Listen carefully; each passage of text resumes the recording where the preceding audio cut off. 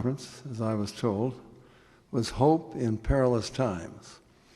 Last night I began by giving you a biblical definition of perilous times. So my topic for this hour is contending for the faith in perilous times. Now, I want to try to, you're getting so much information here. Next time, maybe a little less talks, a little time in between. I don't know how these people are digesting it all. But I'm not complaining. It's very good. Excellent stuff you've been getting. I want to try to just pull a few threads together. We don't need just information. That's one of the problems. You can get overwhelmed, get information overload. And how do you sort it all out? Proverbs 4:7 says, wisdom is the principal thing. There's a difference between being smart and being wise. Wisdom is the principal thing, therefore get wisdom. And with all thy getting, get understanding. The Bible puts a great emphasis upon understanding. Now, I haven't mentioned, or maybe I will this evening, who knows when, but appreciate your prayers. I'm writing at the present time, I've talked about this for several years. It got to be a rather big book, so it will become 2 books. But we were going to make it Volume 1 and Volume 2. We decided no. The first one is called Cosmos, Creator, and Human Destiny. Subtitle is a response to the new aggressive atheism. And these atheists, they don't know anything. They don't know anything about the Bible. They don't know anything about Christianity. And they don't know anything about faith. And in order to, I just had some debates. Where were they? Near Toronto. We will be offering them, I hope. The Lord allowed me to do a good enough job, so they'll be worth offering. Friday night, I debated a Hindu. Saturday noon, who, by the way, was a vascular surgeon, local vascular surgeon. 30 years the head of a Hindu temple. And Saturday noon, I debated an atheist philosophy professor from a local university. That evening, I debated a Muslim imam. That's a little too much for an old man, I told him, next time, give me a day between, one every evening. But I just finished at 3 o'clock Saturday debating the atheist, and a couple hours later I got this Muslim coming after me who is an imam. By the way, he's a professional. I guess this is being recorded, so I shouldn't say he's a snake, but he's very slippery, very clever, a professional. He debates Christians all over the world. And he can quote the Bible faster than you can. Now, that was a little bit much. But anyway, to prepare for debates, it's very helpful to listen to debates. I've listened to many debates. And I've got them, they give me the CDs stacked up in my kitchen. The only time I can't listen to something when I'm working on the computer.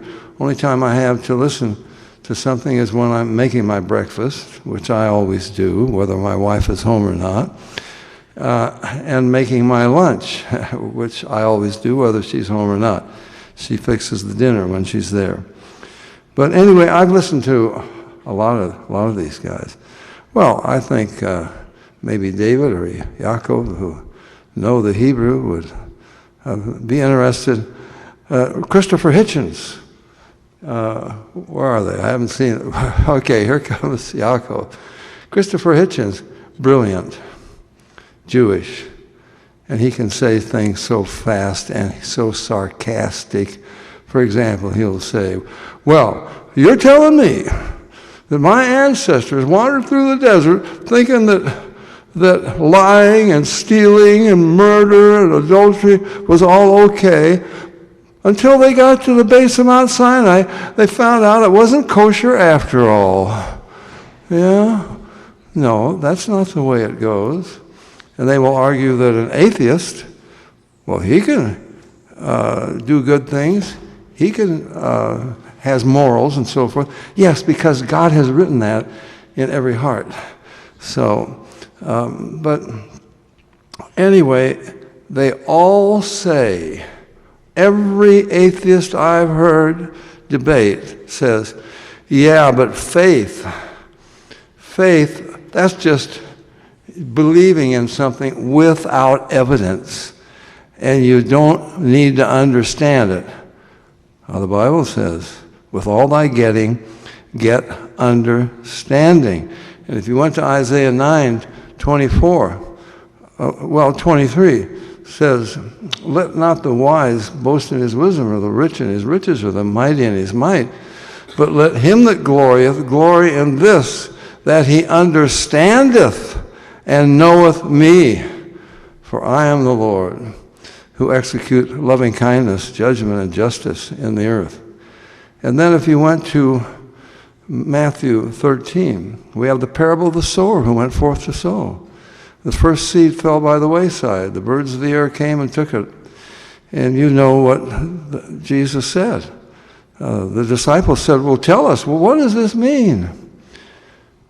Jesus said, when anyone hears the word of the kingdom and understandeth it not, then cometh that wicked one and takes from the heart the seed that was sown.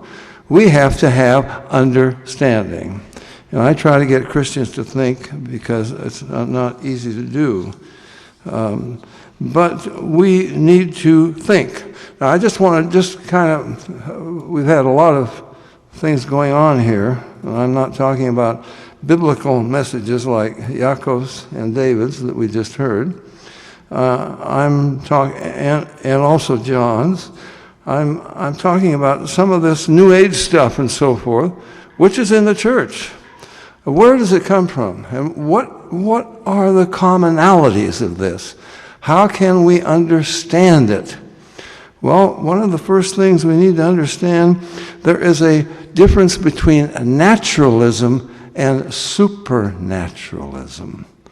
Okay, by the way, I won't launch off into something, but Arthur Eddington, not a Christian, physicist. Some of these men, I learn a lot from them. For example, you can very quickly prove there is a difference between the spirit and the flesh. Eddington says, there is a difference between physical laws and natural laws, which must be obeyed. You're not going to defy the law of gravity. They must be obeyed. You can't escape them. And moral laws, which ought to be obeyed. And then he says, ought takes us outside of physics and chemistry. Okay, you can say that to anybody. Wait a minute, you're not just a lump of protein molecules. There's a spirit involved in this. But anyway, we've got to distinguish between naturalism and supernaturalism. Satan has many powers. He does not have supernatural powers.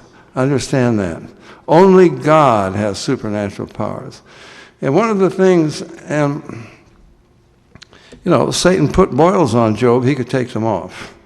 But one of the things that Jesus, how he proved that he was the Messiah, that you may know that the Son of Man hath power on earth to forgive sins, I say to the sick of the palsy, take up your bed and walk. And Jesus was saying, look, forget these phony healers. There is no true healing except by the one who can forgive sins, because sickness came by sin.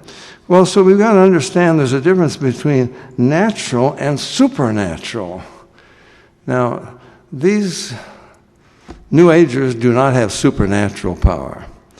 Some of them have paranormal power. They can do things by the power of Satan. Now, Satan is subject to the laws too. He's in a different dimension, and I'm not going to try to explain much here. But when he invades this dimension in which we live, some strange things can happen. He took Jesus up to a mountain and so forth. So get the distinction. Don't ever say that a psychic or some of these people, they're doing something supernatural. It is not supernatural. It may be beyond your comprehension to understand. Probably it's phony.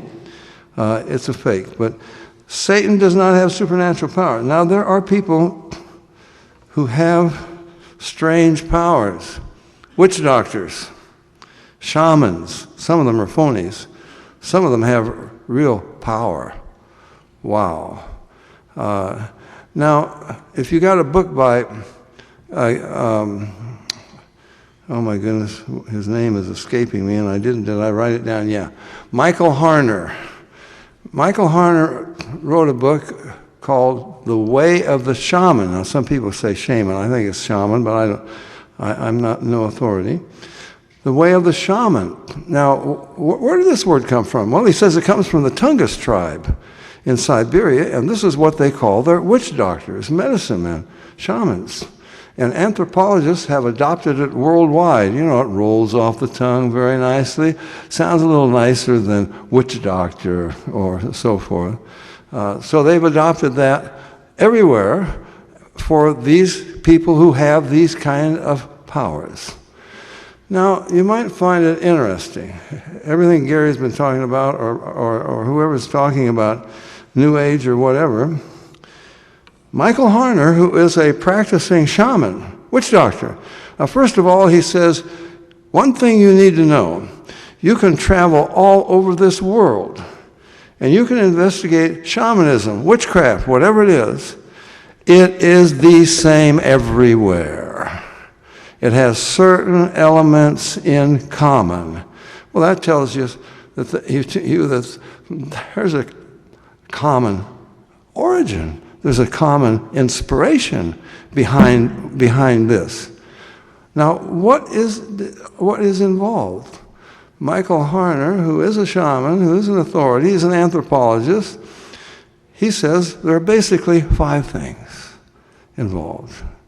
I may not get them in the right order, but I think he begins with visualization first. The most powerful occult technique, the quickest way to get into the occult, whether it's through, what's his name, Jose Silva. I debated him on John Ankerberg's show, I think it was, on TV. Never saw such a pitiful creature. He was under the power of Satan. It was pitiful to face him, but he supposedly had these supernatural powers. Visualization, it's in the church. I don't have time to go into that. It's in inner healing. Visualize Jesus. Or a lot of them talk about, oh, you want to get to really know Jesus? Visualize Jesus coming to you. Jesus will not come to you when you visualize him. You think you can call from the right hand of the Father on high, the Son of God, to come and talk to you and manifest himself? No, but I can tell you a lot of demons that know how to act like Jesus, like what you want to think Jesus is. Okay, I'm sorry, I won't go into any more details. We won't have time to get where we're going. Visualization, number 1.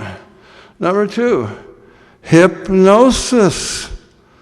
Gary warned you about that. It's practiced by hundreds of Christian psychologists. It's at the heart of Christian psychology. Hypnosis. It puts you in an altered state of consciousness. And you learn some things from hypnosis. The hypnotist can control the person that he hypnotizes. I think Gary went into a little detail about that. Well, wait a minute. But he's doing it not by some physical manipulation. He doesn't have any wires connected to you. He's doing it from his mind to your mind. Now, Sir John Eccles described the brain as a machine that a ghost can operate. And he said, in the normal state of consciousness, you are the ghost that operates that brain. In an altered state, you get a book in the library, 250 ways to reach an altered state of consciousness without drugs. And apropos to what Gary was saying, I'll never forget a dear lady who came to me after a meeting. She said, and by the way, David mentioned a couple of his books. I've got a book about yoga you really need to know. You really need to read that. In fact, John MacArthur, dear friend, but we've got our differences, wrote me a hand note saying, Dave, I really appreciate that book. Taught me a lot. But in an altered state, the connection between you and your brain is loosened, allowing another ghost, another spirit to interpose itself, begin to tick off the neurons in your brain and create a universe of illusion. That's where the psychedelic colors and the psychedelic experiences come from, and so forth. And then, interestingly, this is Michael Harner. He's not a Christian. He's telling you, let me tell you what witchcraft is. Let me tell you what shamanism is. It's the same everywhere. I can go to a little island in the South Pacific and talk to their shamans, and I can tell them what they're into before they tell me, because it's the same thing everywhere. What's the next thing? Psychotherapy. Those are the words that he uses. This is shamanism. This is witchcraft. This is what the witch doctors use. And then, the next two things, you might guess them: positive thinking and positive speaking. Now, take it from a shaman telling you exactly what witchcraft is, and it's been that way for thousands of years. He says you can visit tribes or whatever. They've been isolated for thousands of years. They've had no contact with one another. And when you investigate their shamanism, it is the same everywhere. Okay? I think that's probably worth knowing. Now, how did these lies of the serpent come into the church? Well, did I bring it? Yes. Some of you may have gotten this. This is a clever little thing. It's one book on one side, another on the other, because these were just sample chapters. And if you don't mind me just reading a little bit. Whoops. My glasses got in the way, sorry. This is 2 books, and by the way, many of you have asked, can't we have Occult Invasion back? Yes, I've revised it, updated it, and so forth, and it should be in print again soon. This one is Psychology in the Church. How many of you have seen the DVD, Psychology in the Church? Okay, a few of you. I think it's worth seeing. And we have a book that will go with it, and the DVD will be in the book for no extra charge. And let me give you a little sample out of here. This is from my introduction. Now, Tom wrote some of the chapters, but I wrote most of the chapters. And it says, what is Christian psychology? I think that's the introduction. We are often asked if we are Christian psychologists and find it difficult to answer. This is a couple of Christian psychologists speaking to a seminar of Christian psychologists, several hundred of them there. We are often asked if we are Christian psychologists and find it difficult to answer since we don't know what the question implies. We are Christians who are psychologists, but at the present time there is no acceptable Christian psychology that is markedly different from non-Christian psychology. Okay? It's the same thing. This is where it came from. They didn't get it out of the Bible. And I think I quoted it last night, did I? Bruce Naramore, because I couldn't remember his name. And remember what he says? It was humanistic psychologists Abraham Maslow and Carl Rogers who first made us aware of the need of self-love and self-esteem. We thought, whoa, that's a great idea. Well, maybe we can go back to the Bible and massage some verses around and make it look like that's what Holy Writ always meant. And nobody knew it until the godless, atheistic psychologists explained the Bible to us. Okay, I'm sorry, I shouldn't get so sarcastic. Well, it's in the church.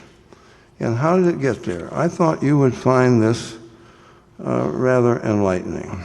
This is a subheading, well, enter the Trojan horse. And I say, can you believe it?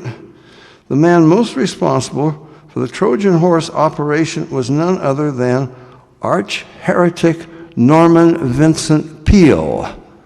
He's the one who brought it into the church. And I give you just a little bit of what he taught. Prayer power, and you relate this to the difference between naturalism and supernaturalism. Prayer power is a manifestation of energy. What is energy? It's a naturalistic power. That's part of nature. Manifestation of energy, just as there exists scientific techniques for the release of atomic energy, so are there scientific procedures for the release of spiritual energy through the mechanism of prayer. You see what he's doing? This is taking the supernatural and turning it into something natural. Oh, techniques? Oh, you can use techniques. You can release this mechanism through the mechanism of prayer. See, prayer is simply a way to release, well, he goes on and says it's like atomic energy and so forth. Prayer is a procedure by which spiritual power flows from God, releases forces and energies. One must learn step by step the formula for opening the circuit and so forth. He says there's a powerful and mysterious force, a kind of mental engineering that works best when supported by a strong religious faith. Oops. I got some very serious problems, and I don't need to explain any more to you. I think you understand. Supernaturalism is different, and you cannot get God's power to flow by some technique.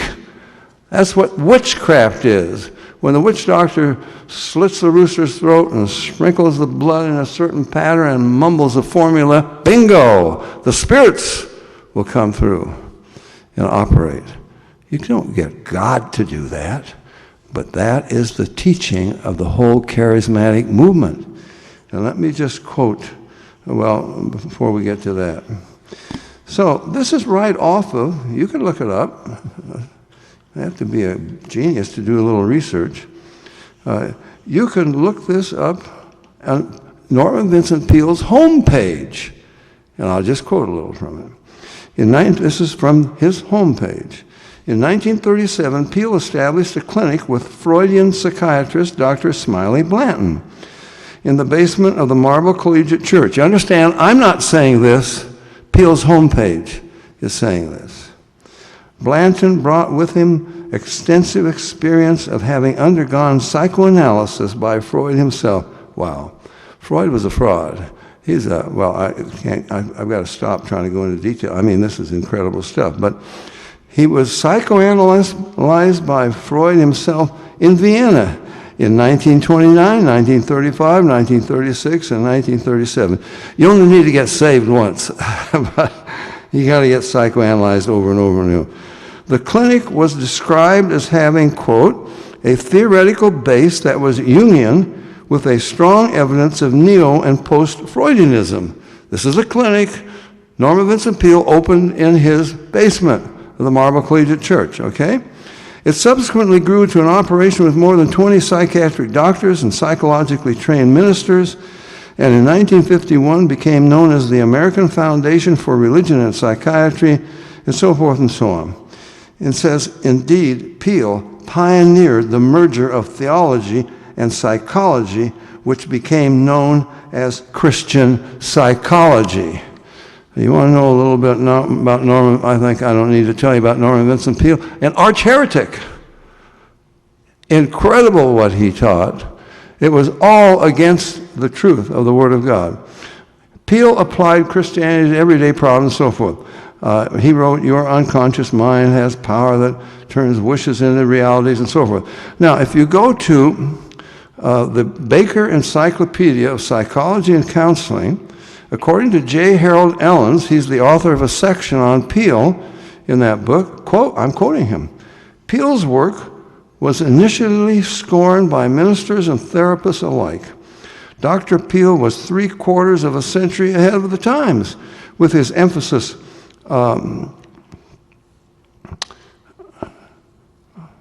my glasses are doing tricks on me.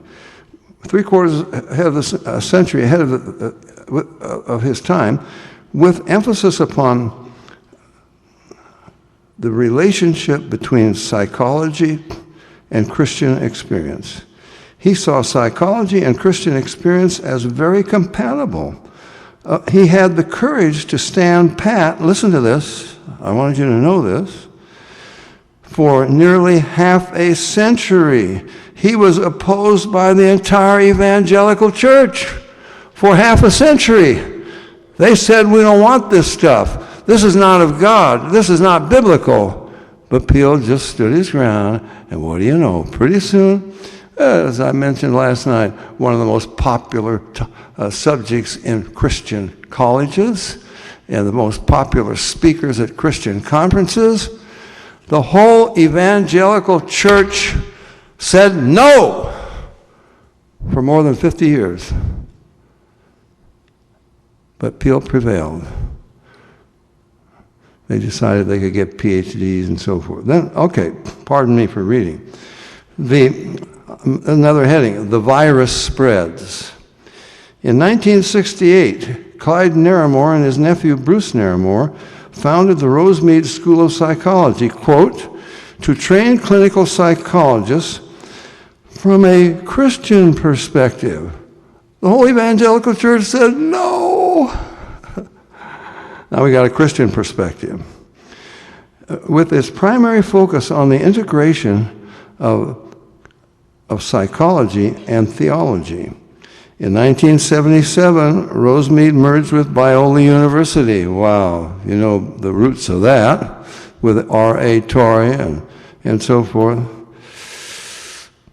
Merged with Biola University in La Mirada, California, where it gained accreditation from the American Psychological Association in 1980. I'll never forget big article headlines at the Fuller Graduate School of Psychology. Accredited! Wow, we got accredited! And it went on to say how an APA, American Psychological Association, on-site visitation team had just come and checked us out, and they gave us the imprimatur. They said, and I think I can quote them from memory, "We found their courses in psychology to meet our standards in spite of their religious orientation." How about that? Now you got Satan's imprimatur. Isn't that something to boast of? Rosemead got it. Well, I better stop with that kind of stuff. I wanted you to know where Christian psychology came from. It did not come from the Bible. It came from arch heretics. And the entire evangelical church said no for more than 50 years. And finally, they caved in. And now they are the heroes. We got really serious problems. Now, let me just give you an illustration. This is out of Occult Invasion. One of the foremost promoters of shamanism, Pat Robertson. He wrote a book, I forget when, The Secret Kingdom. He had the secret. You thought you knew about it. You thought you could get about it from the Bible. No, Pat had the secret. He was inspired to write a book. What was it? $100 to begin with, I think. He had to make a contribution, then it finally dropped to $12.95. But why he was the one who had the secret of the secret kingdom. What was the secret kingdom about? Naturalism, not supernaturalism. He said there are 8 laws in the kingdom. Whoa, look out. Anybody's got some laws, spiritual laws, and they're not the biblical laws, you're getting taken in. Well, one of them, amazingly, it's almost a joke, I'm sorry. The law of miracles. He said God never does a miracle except according to the law of miracles. What? A miracle overrides the laws. That's the reason why it's a miracle. Oh, yeah, but God himself, he's subject to laws too. You understand? And so he can only do miracles if he follows the law of miracles. I mean, what rubbish. And yet people, oh, wow, we can learn what the laws are. Now we can make miracles full. Listen to what he says. This is Pat Robertson.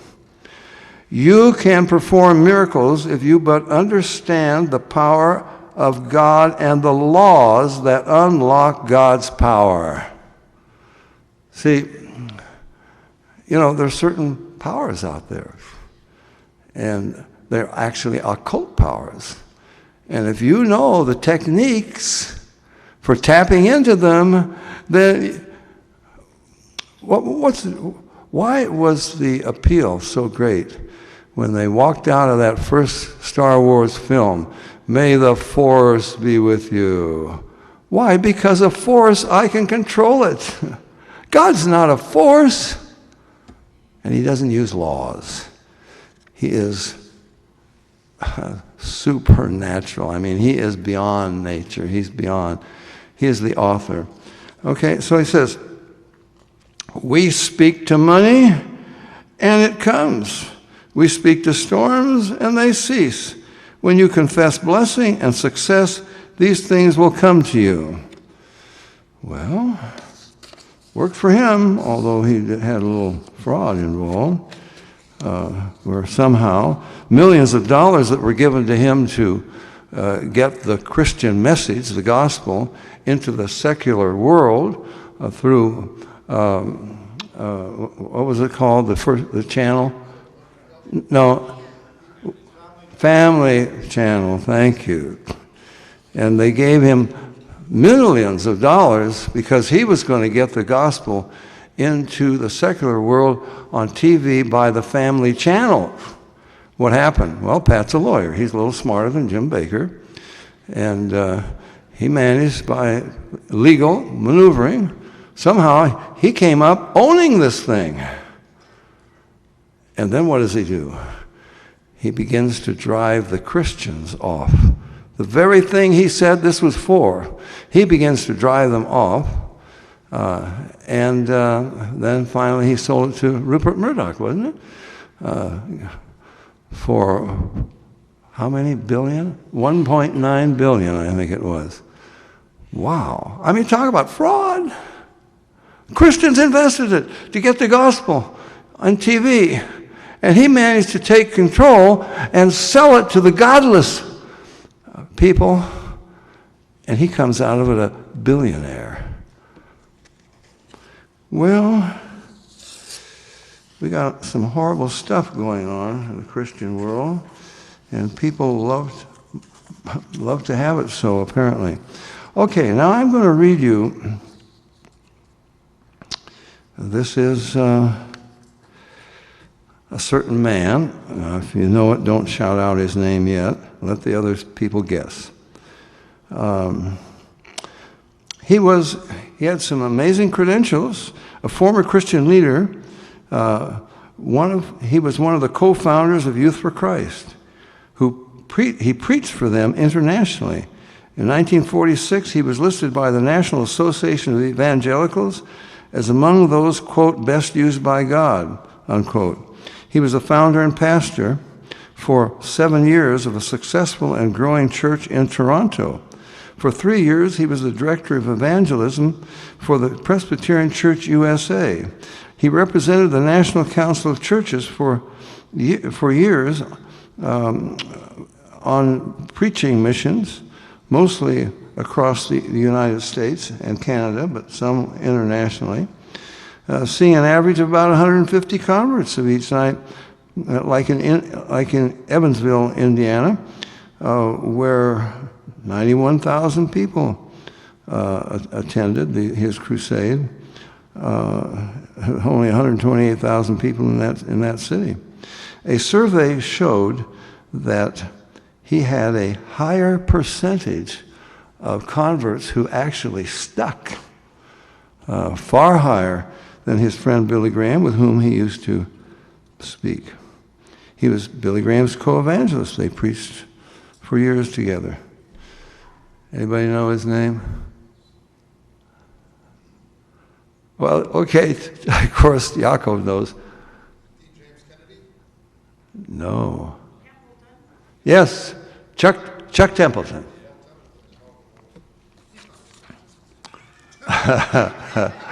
Well, of course. Let me give you the rest of the story. The whole time he was an unbeliever. Why? In his autobiography, this is important, he confessed, I never could believe the first 11 chapters of Genesis. That is important. Genesis is the foundation of the Bible. It is being undermined. Now, if you want to hear what the Renovare Spiritual Formation Bible has to say, the Renovare Spiritual Formation Bible is about that thick. It has commentaries by 50 biblical scholars, some of them's names you would recognize. And it very clearly says the first 11 chapters of the book of Genesis are pagan myths. And they've been re-edited to give it a monotheistic slant. We don't even have the Bible anymore. But let me continue reading here. Well, the abandonment of a literal interpretation of the Bible, especially the first 11 chapters of Genesis, has turned many professing Christians into atheists. Charles Templeton finally made a firm decision to abandon all pretense because he could not believe in the God described as the creator of the universe. This rejection of the biblical account of creation is a recurring theme throughout his autobiography titled Farewell to God. Charles Templeton, once one of the original enthusiastic organizers of Youth for Christ, offers an invaluable lesson for us today. Genesis is the foundation. Well, finally, he contacted his good friend Billy Graham. People don't like me to say anything about Billy Graham, or some people don't. I just speak the truth. We just give you the facts. Here's what he said. He's got this recorded in his autobiography. But Billy, it's simply not possible any longer to believe, for instance, the biblical account of creation. The world wasn't created over a period of days of 2,000 years ago. It has evolved over millions of years. It's not a matter of speculation. It's demonstrable fact. That's a lie. In fact, evolution and natural selection have been proven wrong. To find a biblical faith, Templeton went back to seminary. He wanted to be more used for God. He went back to a seminary, and where did he go? Princeton Theological Seminary. Totally apostate when he arrived there. And some of the professors were Darwinists and so forth.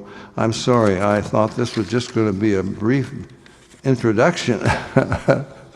It turned out to, oh my goodness, it was 15 minutes, about 2 minutes ago, and now suddenly it's 10. Okay, you may be right. Well, when you get as old as I am, time flies. Well, my topic this evening then is supposed to be contending for the faith in perilous times. You think we need to contend for the faith? Once for all delivered to the saints? I mean, with this kind of stuff going on, we've got faith teachers, of course. We've got, oh my goodness, we've got false teaching about faith. What is faith? The faith. He doesn't say contend for believing that something will happen. You know, this is what many people think faith is. Well, if I can just believe that what I'm praying for will happen, then that's faith. No, that's mind power. If you don't need God, if you can make things happen by believing they'll happen, you don't need God. Faith is believing that God will make it happen. Jesus said in Mark 11, have faith in God. You want to speak to this mountain, be thou removed? Okay, you don't need great faith. You just need a grain of mustard seed's worth. But it must be in the right God. And it must be according to his will. So if it's not God's will, if it's not God's way, if it's not God's time, he's not going to do it. And you're not going to make him do it by some mind power. You're not going to talk God into doing what he does not want to do. Okay? So one of the lessons we learn is faith demands obedience. And we need to obey the Lord. We need to be submitted to his will. Well, I've got a whole lot here about Al Gore. You would find it very interesting. He was raised in an evangelical fundamentalist church. Can you believe that? I guess it never got a hold of him. And he's gone off into all kinds of New Age stuff, everything. He's at a prayer breakfast when he was vice president, he said, faith in some higher power, in my opinion, is essential by whatever name. So now we're talking naturalism. This is not supernaturalism. This is not getting to know the true God. This is tapping into some kind of a power out there, some higher power. Higher than what? What do you mean by a power? No, that's not the way that it works. And then, of course, we've got people like Mother Teresa. Now, I used to really get criticized when I told the truth about Mother Teresa. How can you pick on her? Well, I'm not picking on her. Now she's picking on herself. So you can read her letters to her father confessor, in which she doesn't even believe in God. She has no peace. She doesn't know where she's going when she dies. She was a tormented woman. Why? Because where was her hope? Her hope was in the Catholic Church. But Billy Graham, I'm sorry, he praised her, as have other evangelical leaders. Oh, what a wonderful woman. You want to read the truth about Mother Teresa? Get Mother Teresa, the final, not decree, the final, when you have a court decision, Bill? Final verdict, thank you. Mother Teresa, the final verdict, written by a medical doctor who grew up in Calcutta, and he will tell you the truth about Mother Teresa. She had millions in the bank, but the patients sleeping on little pallets on the floor, giving them some aspirin or whatever as they're dying in excruciating pain, because she believed that suffering will get you to heaven. So let's help them to suffer a bit. Well,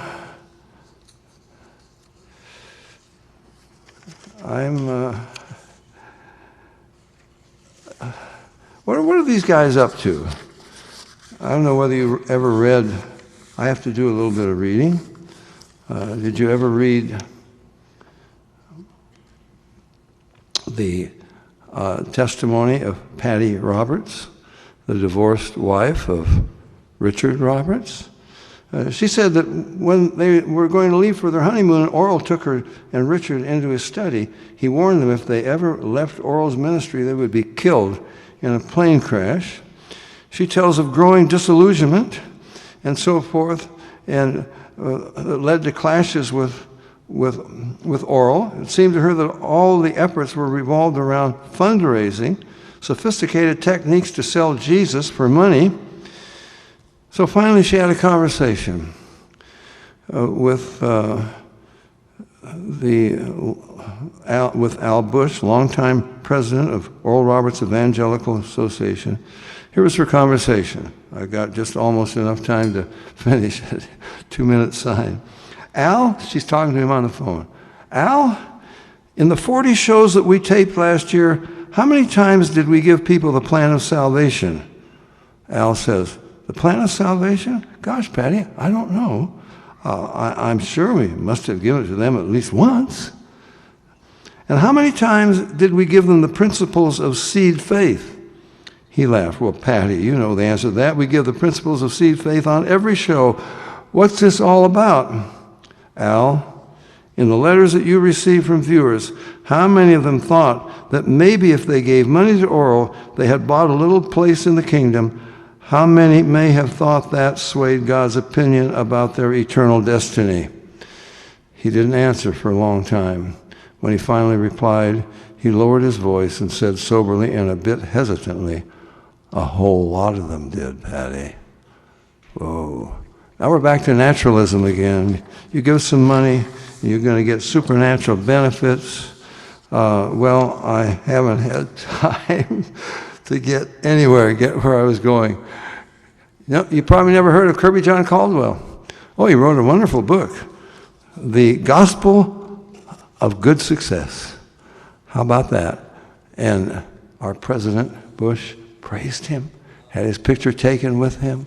He was one of those points of light that Bush was talking about. This thing gets pretty mixed up, and you find out that there are almost nobody is on the truth. Who is following the Bible? Who is on the Lord's side? Very, very few. That's why this isn't filled. If I was going to lay hand, touch people and they fall over, that's a Hindu practice. It's called Shakti Pat. Shakti is the goddess of force. And they can do it a whole lot better than these guys on TV. Give them a Shakti Pat. Touch them. Pew! They're off on a spiritual trip. This is nothing new. This is the world of shamanism. This is not supernatural. This is naturalism. And that's Satan's domain. And, sorry, I tried to waken you up a little bit, but we need to think. We need to know our facts. Wisdom is the principal thing. Therefore, get wisdom. But with all you're getting, get understanding. When 1 Peter 3:15, he says, be ready always to give an answer to everyone who wants to know the most emotional experience that you've ever had about Jesus. No. Who wants to know a reason. Reason. And God says, come now and let us reason together. Faith is not some leap in the dark. I'm just going to believe it. No. I was raised a Catholic. I'm born a Catholic. I'll die a Catholic. No. Born an evangelical. I'll die an evangelical. No. You better know God. You better know the true God that David was talking about and the true Messiah. And that is based on facts. This is truth. This is not feelings. Thank you.